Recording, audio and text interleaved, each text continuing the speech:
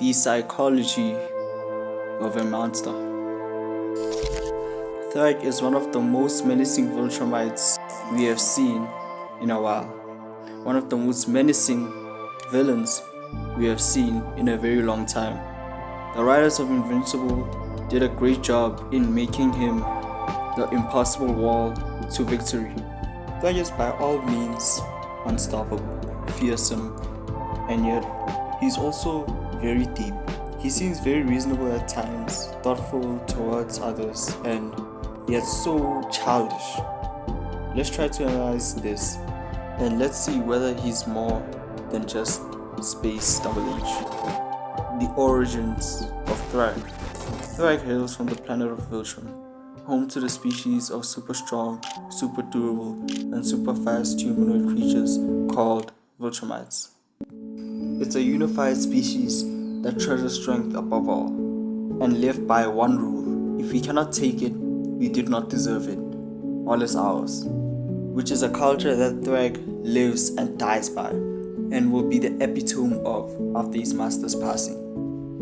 Emperor Argyle and Grand Regent Thrag. Thrag by every means looked up to Argyle. He respected Argyle, and most importantly, respected everything he believed in. And he had some radical views.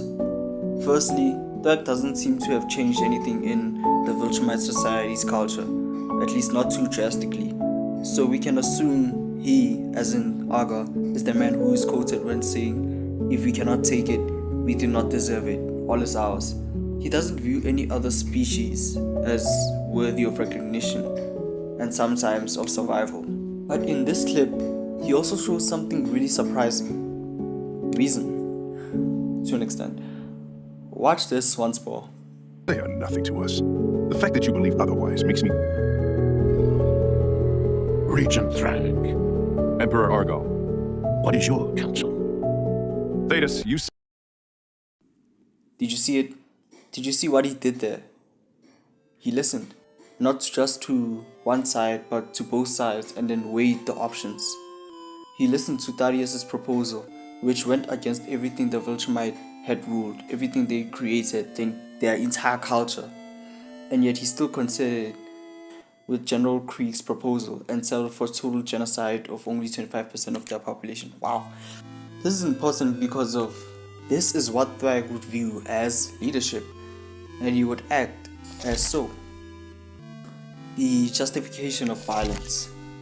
There is many reasons to be violent, for protection, for expression, and for control. But for Viltrumite society, for the Viltrumite race, even in the past, before the Great Scourge, before the Great Purge, for Viltrumite society, it's survival. If Nolan hadn't won this beating, he would have been executed. His mother might care for him more than we see. The point is, the strong survive. Not only that, the strong flourish. The strong are leaders, the strong are famous, the strong ones are praised.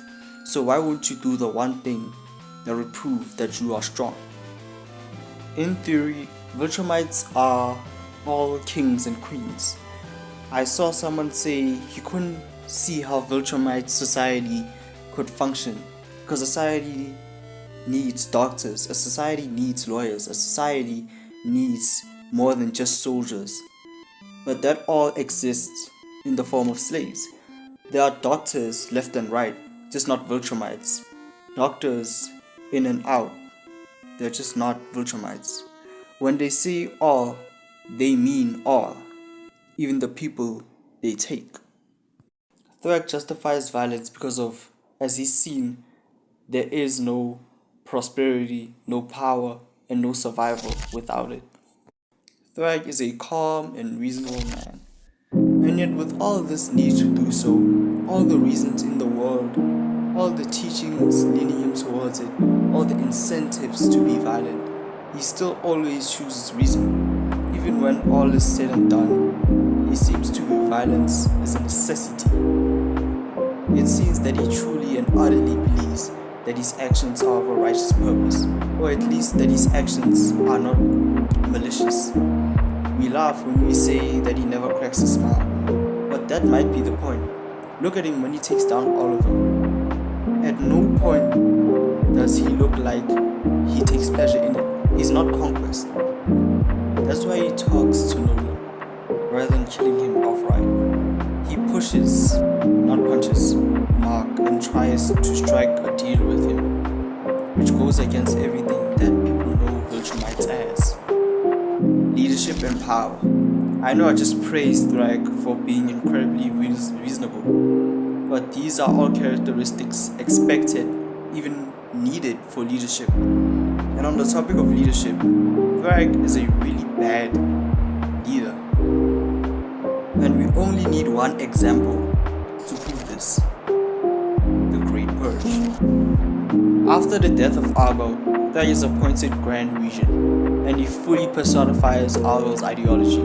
He became an extreme radicalist, and one of the first acts as a leader that he commanded society had to follow was the Great Purge. It was a full-scale battle royale where the weak were erased from Viltrum. This was one of the stupidest commands a Grand Regent could make, logically. A battle royale cannot assess who the strongest is. If you wanted to find out who was the strongest amongst your species, host a tournament. We literally see multiple team-ups happen. Look at those kids. Thrag simply isn't logical. He is the pinnacle of the concept of illogical thinking. He relies more on his emotions than his brain, and that kills his logic. I mentioned the part about the Great Purge not being an effective way to measure who's the strongest, not because I'm trying to question his leadership. I'm trying to show you that it seems like he made this order in haste. He was too fast to think about what they had done to Argo and how to avenge him and how to stop this from happening, that he didn't think about whether or not this order was a good idea. Emotional stability. Thrag seems to have the most emotional intelligence in the entire Viltrumite society. Well, now the entire Viltrumite race. He is the only one who can hurt when someone closest to him dies, and the only one who can cry when his only home, his only planet is destroyed. Thrag is by all means an emotional being. Can Thrag change? This one is the hardest question we have to ask, because there is just as much proof that he can than that he can't. We could say that he was emotional enough to cry, unlike the others, so he could change. But we can also say he was emotional enough to hold on to the remains of his idol, the ideals of his idol, the remains and the ideals of a loved one for millennia. So how could he change? I think it's the same question we have to ask with every Viltrumite. The story of Nolan could have easily been the story of Thrax, with no need for 20 years. But unfortunately, Thrag doesn't have a Debbie.